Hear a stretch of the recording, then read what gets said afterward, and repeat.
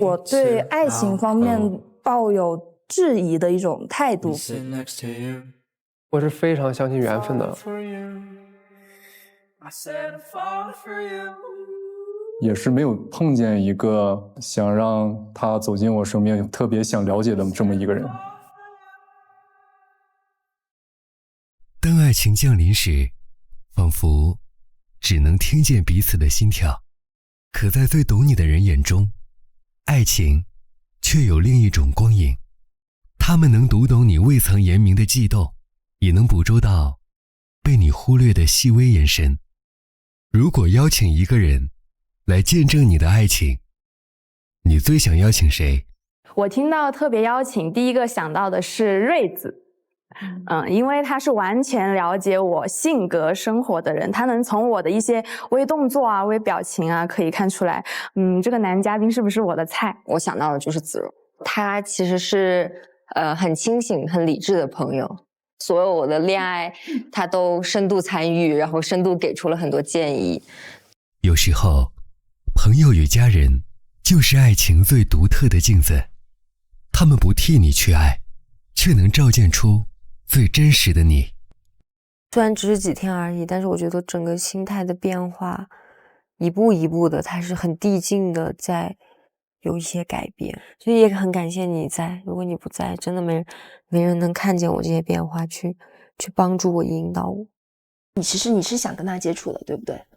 就我觉得内心有些情感就还没有过去，好好的说个再见。我没办法说再见了，就是我觉得很难对我来说。我觉得是可以的，你是那么洒脱的 Mars， 对不对？在这里，我们邀请最懂你的人，一同见证你最赤诚的心动。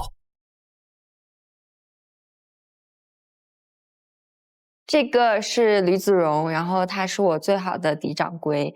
这是我的表姐，然后她叫饶晨雪。这位呢是我特别邀请的恋爱见证员廖老师。这个是我的闺蜜，这是我的好朋友，他是我的朋友，他叫欣薇。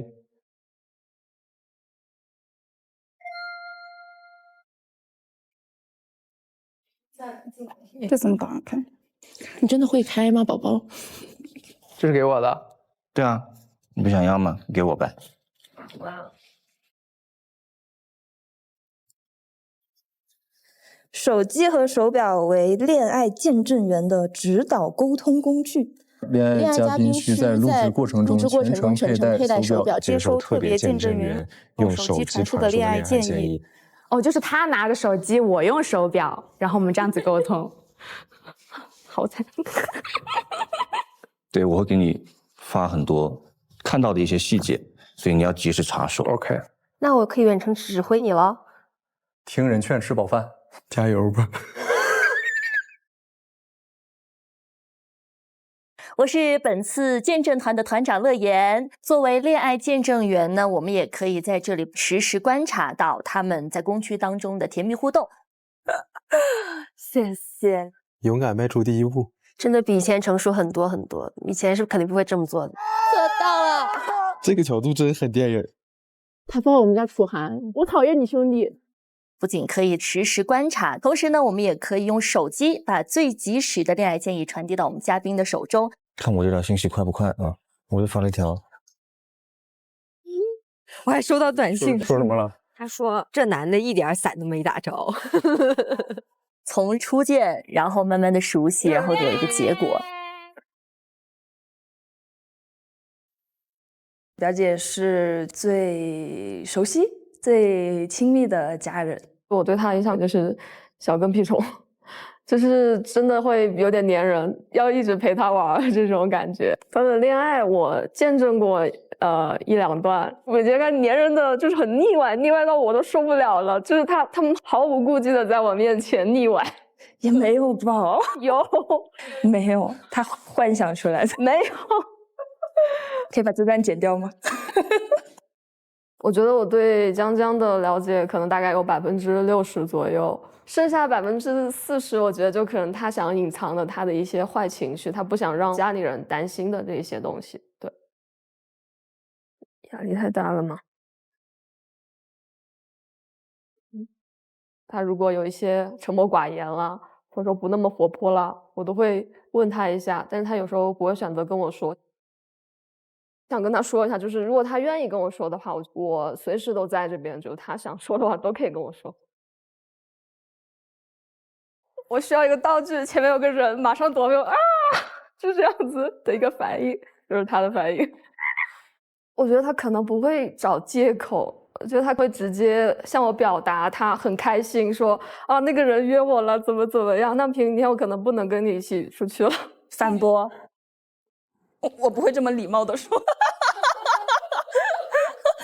我说拜拜，就这种感觉，就不会那么客套的跟他说啊，那可能明天就不能跟你一起出去了，我不会这样说的。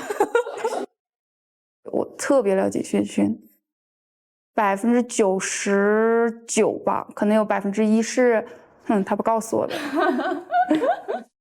特别符合你的理想型嘛，就是唱歌，然后穿蓝色，然后呢性格也挺好的。他就是这样子，我跟你说过，我说了是特别直接的。我在恋爱中是一个独立型人格，我需要有自己的空间，我需要我工作的时候对方是不闹的。但是我觉得你生活上还是挺依赖的吧？对，是我承认。认，就是独立和依赖是一半一半嘛，就是在特定的情况下，可能工作中是独立的，但生活上就是依赖的。我需要对方需要我的感觉。比如说今天我心情不好了，他心情不好了，他会给我表露出他稍微就是脆弱的那一面。对，不能说完全大男子主义。你的事情我包办了，你不用担心我，我不要这样子。他还是喜欢就是多沟通。对，其实我是喜欢心灵与心灵的交流，就是我们一定要同频。因为我之前谈的2段恋爱其实差不多是我的同行，然后这一次想接触一下别的行业、别的性格的男生。然后我也特别希望他能在这个节目上面找到他的心动男嘉宾，也很期待。季节，夏天。有一个夏天他不喜欢的原因我也知道，是因为怕晒黑，然后就不喜欢夏天。好，我知道。好，可以，这个解释很好。比心，拍照。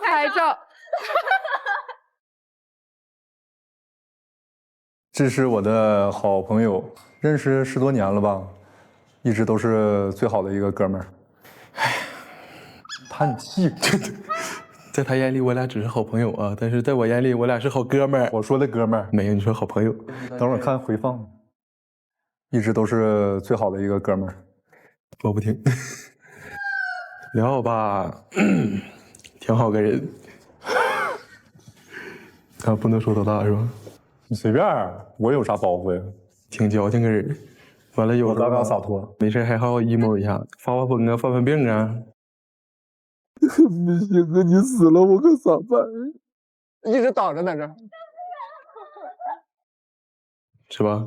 啊，大概就这样行了。我觉得他来这个节目就过来背刺我的。我们对彼此的第一印象，当时第一次见到他，高中的时候就看一个小黑胖子，憨憨厚厚的，逗他2下，还脾气还挺好。我们俩的关系是存在于网络，我俩是网友。对，留言板，互为留言板，互相给彼此发消息，然后也不回，什么时候谁有时间了谁回一句。我可回了，大哥，我回的老积极了，从来不回。我邀请他来做我的恋爱见证员，是因为这10几年来一直他都是我的好朋友，难过开心的时候，都会跟他分享。走上温情路线了。我每天能看见他，然后跟他一块出去玩，我就会得到一些能量在。认识他之后，我性格变得比之前开朗了很多。跟朋友在一起嘛，就放松。对，比较开心，比较快乐。我第一个想到还是朋友。第一呢，是因为我们在工作中跟生活中是有绝对的相交的，而且呢，我们的性格其实也是相对来说比较互补的。我们认识呢是在大学的时候，然后因为我们一起参加校园歌唱比赛，因为我们2个都会唱歌嘛。但是那个歌曲好像不太好，因为它叫说散就散，我们唱的是恋综，不能散吧？不是，我们唱个别的了。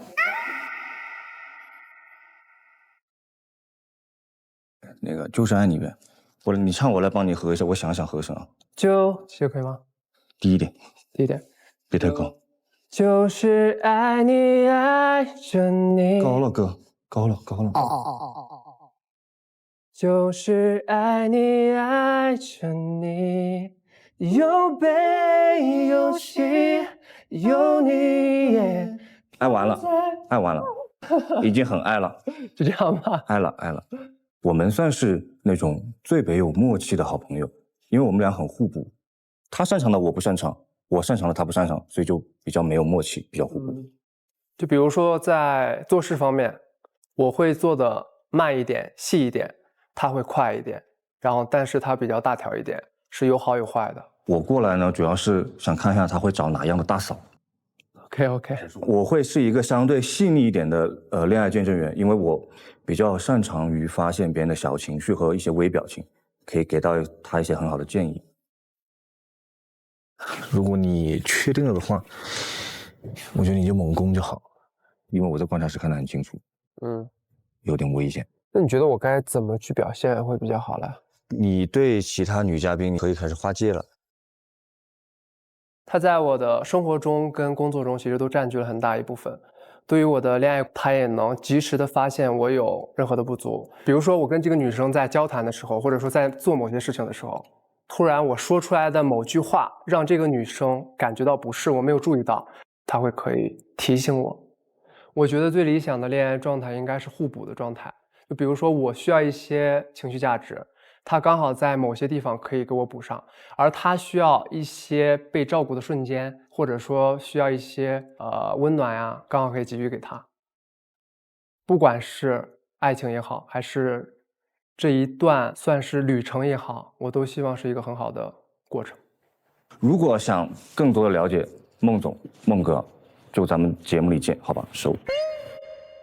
就是我在他面前可以100%的做自己，然后他也可以什么都跟我说，但是遇到一些需要彼此的时候呢，又是会那种很坚定的帮助彼此，然后选择彼此那种关系。我觉得也是，就是她是个喜欢做梦的女孩子，就是我觉得在这种地方能让她去做一个那么甜的梦，梦醒了怎么办？不会醒的宝宝，就是要得到楚涵，一定要通过我这一关。我不希望你就是总是为了别人去妥协。因为我真的觉得你按照以前的你不会这个样子，好吓人！你别把人家吓跑。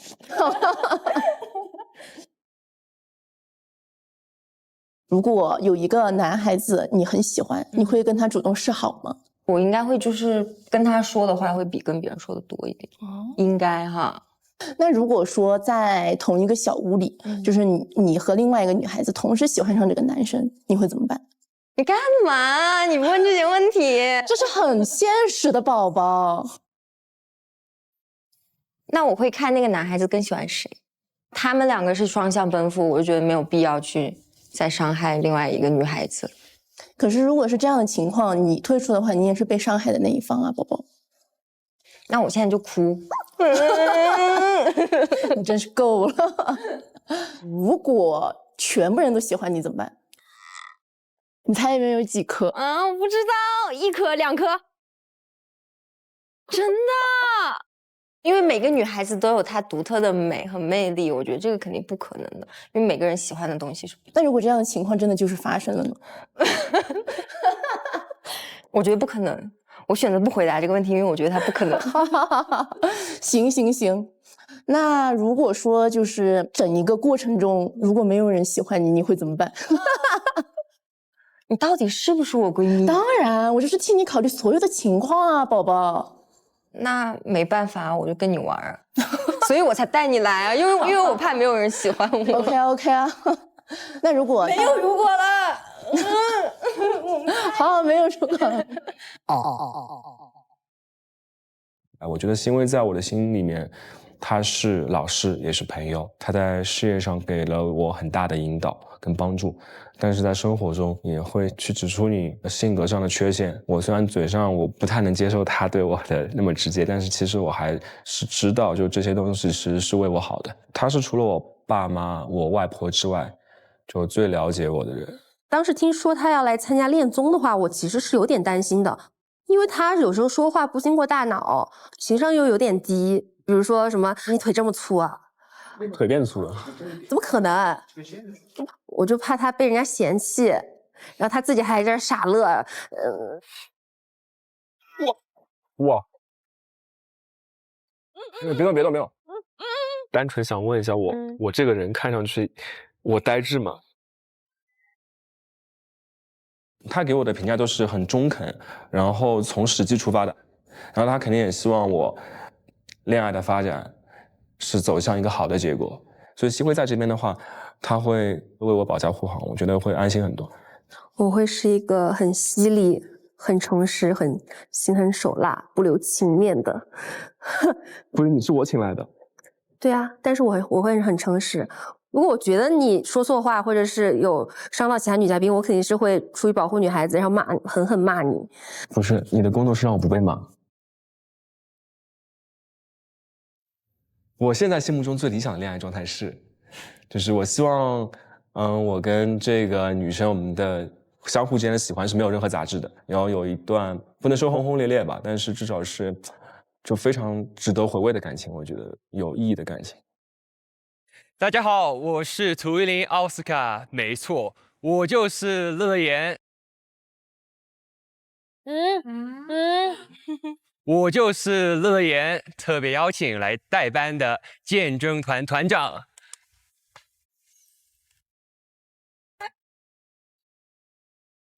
哎，但是我刚才察觉到一个，就是他们只有2个人或者比较少人的时候，他们会聚在一起的，然后一回到群像的时候，就分得非常的远啊。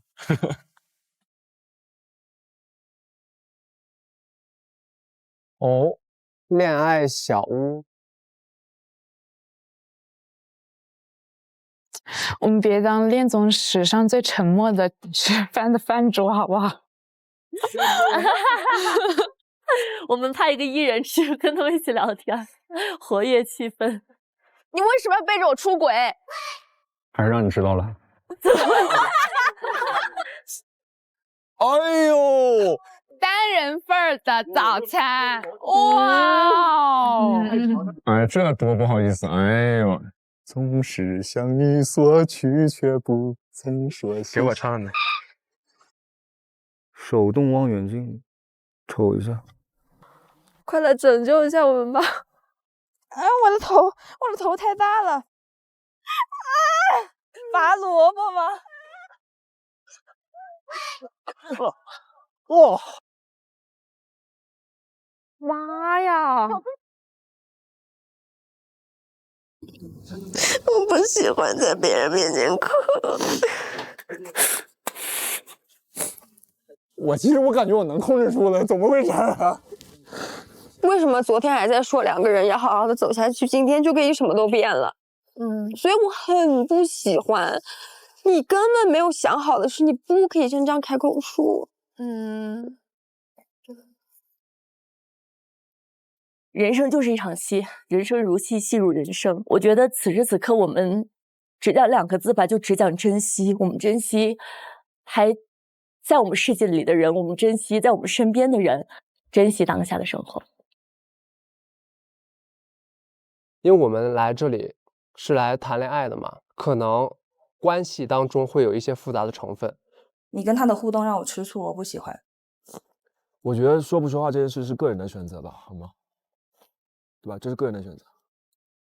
我真的不知道我做错什么了。是不是我敏感？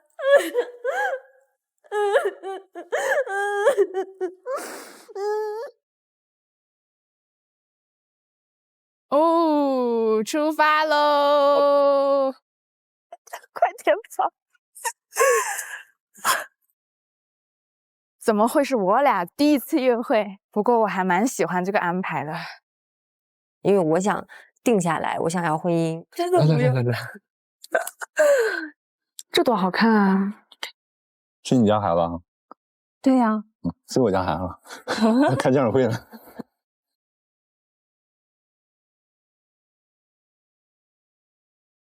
世界这么大，2个人的相遇一定都是缘分。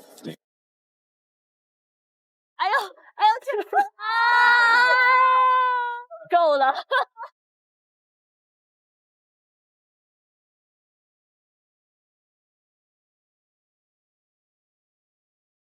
我希望能找到跟我一样很真诚的人，不太想再谈那种没有结果的恋爱。我希望他是生动的、纯粹的、向上的、蓬勃的。相信缘分，可能就是10天的时间不一定能遇到对的那个人。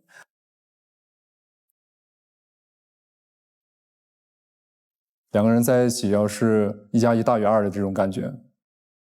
我对恋爱是一个直接且热烈的人，直给的，有点类似于猛冲型，但是没到。我们双向奔赴，我觉得是我期待的爱情。